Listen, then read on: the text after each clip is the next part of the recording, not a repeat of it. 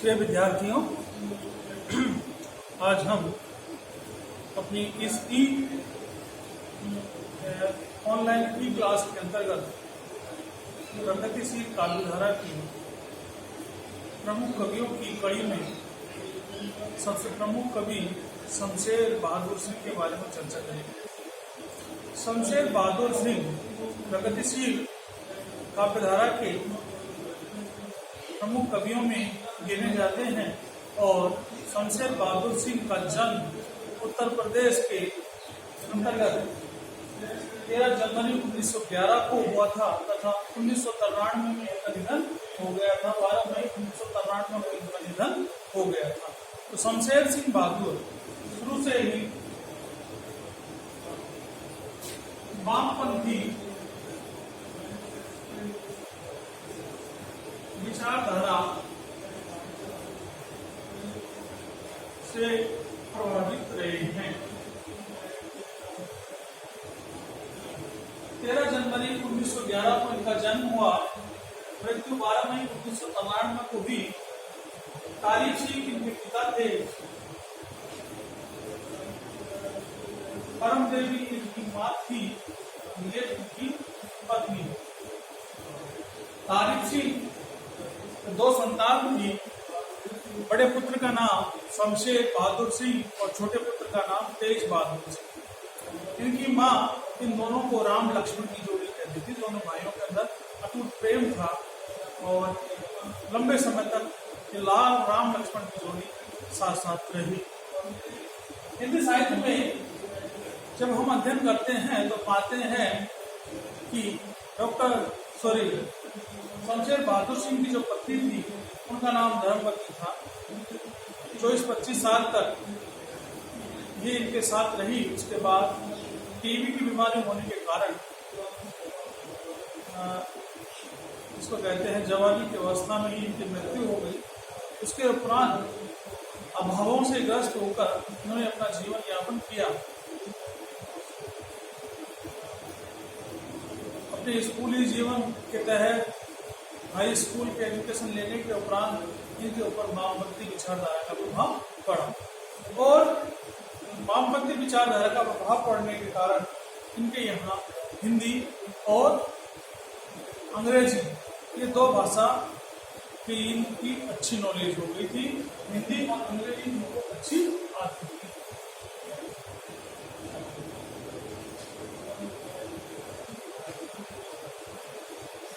शमशेर बहादुर सिंह जो थे वो प्रगतिशील काव्यधारा के प्रमुख कवि थे तथा हिंदी और उर्दू के विद्वान भी थे, अंग्रेजी के साथ साथ। और अंग्रेजी के विद्वान हुए हैं जिनका नाम है एजरा पाउंड।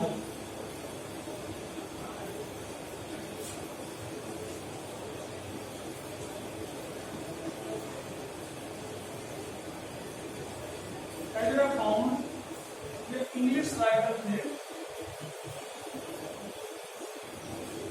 तो इनकी जो काव्य शैली है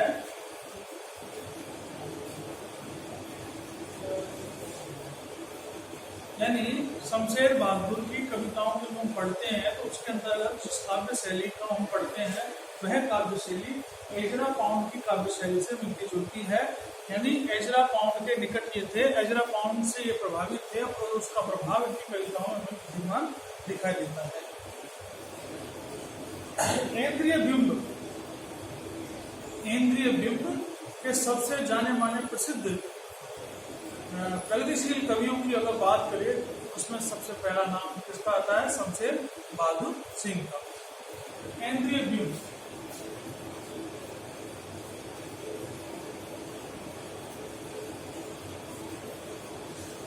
ये भी इनके काव्य की विशेषता है। शमशेर बहादुर सिंह की जो प्रमुख काव्य संग्रह है वो है कुछ कविताएं, कुछ और कविताएं। छुपावी नहीं हूं मैं, इतने पास अपनी बात बोलेगी, काल तुझसे होड़ है मेरी, काल तुझसे होड़ है मेरी। तथा इस रचना पर साहित्य का साहित्य अकादमी पुरस्कार भी मिला। तो प्रमुख रचना है वो है चुका की नीमू में और काल तुझसे होड़ है मेरी। इसके अलावा उन्होंने एक उपन्यास लिखा जिसका नाम है दुआ, और उन्होंने दुआ उनका निबंध संग्रह है, कहानी संग्रह नहीं है और उपन्यास नहीं है। दुआ उनका निबंध संग्रह है और प्लाट का मोर्चा उनका कहानी संग्रह है। तो उन्होंने गद्य में भी अपने विचार साझा किए हैं और पद्य में भी अपने विचार साझा किए हैं। जब हम उनके काव्य की विशेषताओं की बात करें इन रचनाओं के उपरांत, तो उनकी काव्य की सबसे बड़ी जो प्रमुख विशेषता है वो वही है प्रगतिशीलवादी विचारों का, सिद्धांतों का अनुशीलन या यथार्थ चित्रण। अब प्रगतिशील विचार वही है शोषित का समर्थन, शोषक का विरोध, श्रमशील संस्कृति की महिमा का गुणगान। इन सब के बाद पहली विशेषता हो गई प्रगतिशील विचारों का समर्थन,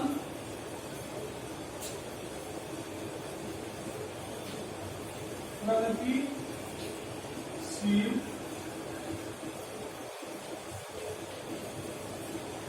विचारों का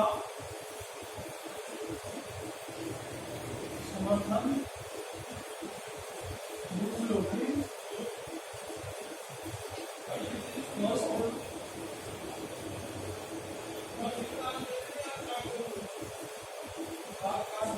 बोध,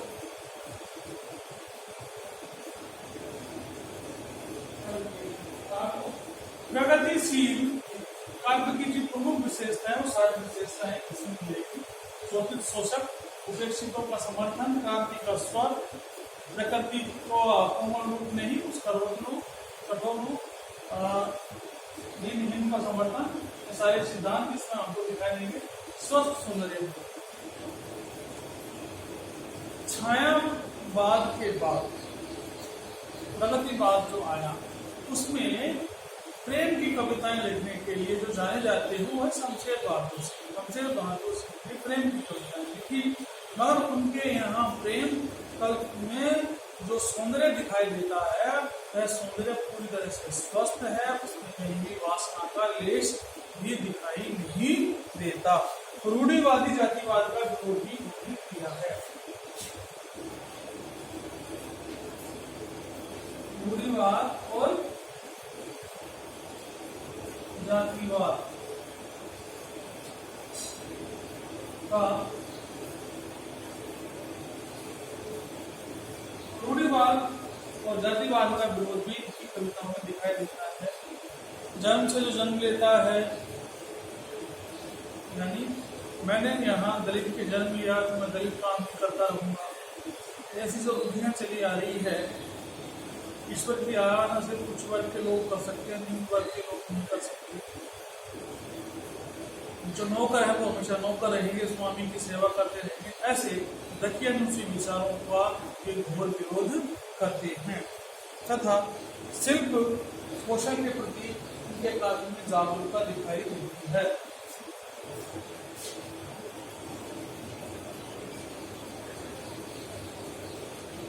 शिल्प कौशल के प्रति जागरूकता, मासल इंद्रिय बिंब, बिंब भाषा और लय की कविताओं में हमें दिखाई पड़ते हैं। तो जब हम शमशेर बहादुर सिंह की बात करते हैं तो शमशेर बहादुर जी हैं वो प्रगतिवाद की बात नई कविता में भी जाने जाते हैं। ये द्वितीय तार सप्तक के कवियों में आते हैं। द्वितीय तार सप्तक 1951 में आया था और द्वितीय तार सप्तक की जो 7 कवि थे उनमें इनका अपना महत्वपूर्ण स्थान रहा है। वामपंथी विचारधारा के समर्थक होने के कारण वे मार्क्सवादी सिद्धांतों को अपने काव्यों में तरजीह देते हैं। क्रांति का समर्थन ये करते हैं, शोषण का विरोध ये करते हैं पुरजोर तरीके से, और जो प्रकृति है उस प्रकृति में जो सुंदरता उन्हें दिखाई देती है वह सुंदरता उन्हें उपेक्षितों, किसानों के सौंदर्य के आगे कुछ भी दिखाई नहीं देती, सफल दिखाई नहीं देती। बिंब, जब हम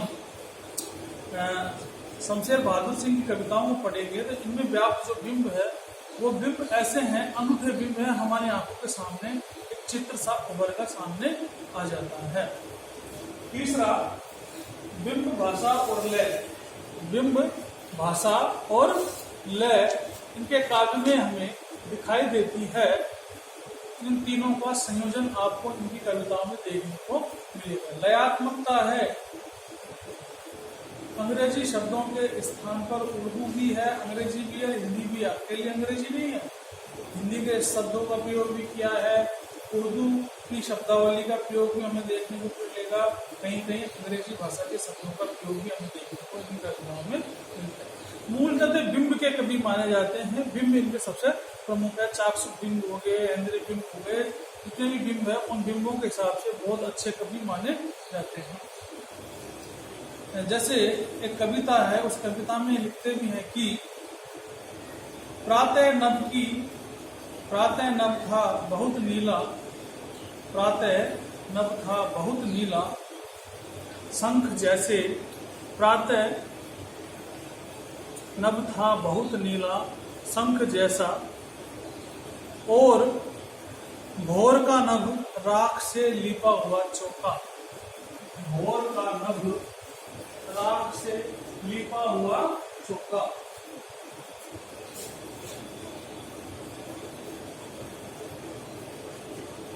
भोर का नभ राख से लिपा हुआ चौका। भोर सुबह का समय, आकाश राख सा लिपा हुआ चौका, ये बिंब है, ये बिंब की कला है। किसकी? शमशेर बहादुर सिंह की। एक चित्र हमारी आंखों के सामने, जैसे चौका, जहाँ घर का खाना बनता है, जहाँ बैठकर खाना खाते हैं, परिवार के सारे सदस्य बैठते हैं, इस चौके की तरह, आंगन की तरह नभ दिखाई दे रहा, राख के समान। ये दृश्य, इस पंक्तियों को पढ़ते हमारी आंखों के सामने एक बिंब सा बनकर उभरता है। दूसरा, हाँ तुम मुझसे प्रेम करो जैसे मछलियां लहरों से करती है। प्रेम के लिए लिखते हैं, हाँ तुम मुझसे प्रेम करो जैसे मछलियां लहरों से करती है, जिनमें वह फंसने नहीं आती। लहरों में फंसने के लिए मछलियां कभी नहीं आती। जैसे हवाएं मेरे सीने से करती हैं, जिनको वह गहराई तक दबा नहीं पाती। तुम मुझसे प्रेम करो, मैं तुमसे करता हूँ। यानी प्रेम में भी वासना नहीं है, प्रेम स्वस्थ है, पवित्र है। वह इस प्रकृति से, इस लोक से अटूट प्रेम करना चाहता है, जिसमें निस्वार्थ भाव है। प्रकृति जितना हमें देती है उतना ही हमें प्रकृति को लौटाना भी चाहिए। किसान प्रकृति से जितना लेता है उतना देता भी है। जल, जंगल और जमीन जो आदिवासियों की मूल पहचान है, इसकी सुरक्षा करने का दायित्व भी लेखक ने अपना माना है। अपनी कविताओं में वो इसका वर्णन भी करते हैं। तो आज हमने अपने इस व्याख्यान में शमशेर सिंह बहादुर के बारे में जाना, जो कि प्रगतिशीलवादी विचारधारा के प्रमुख कवि हैं। वामपंथी विचारधारा से प्रभावित थे। देहरादून में उनका जन्म हुआ, अहमदाबाद में मर गए। 1911 जन्म, सन और मृत्यु 1993। पिता का नाम तारीफ सिंह, माता परम देवी, पत्नी धर्मवती। काल तुझसे होड़ है मेरी सबसे प्रमुख रचना। चुका भी नहीं हूं मैं, महत्वपूर्ण रचना है 2। प्रगतिशील विचारों का समर्थन, स्वस्थ सौंदर्य बोध, रूढ़िवाद जातिवाद का विरोध, शिल्प कौशल के प्रति जागरूकता, मासल इंद्रिय बिंब, बिंब भाषा और लय का संयोजन, ये इनके काव्य की प्रमुख विशेषताएं हैं। तो आज हमने शमशेर सिंह बहादुर के बारे में जाना। शमशेर बहादुर सिंह के ऊपर टिप्पणी बनेगी, शमशेर बहादुर की जीवनी के ऊपर टिप्पणी लिखिए। शमशेर बहादुर सिंह कौन थे, क्या थे, समझाइए। धन्यवाद। Thank you. थोड़ा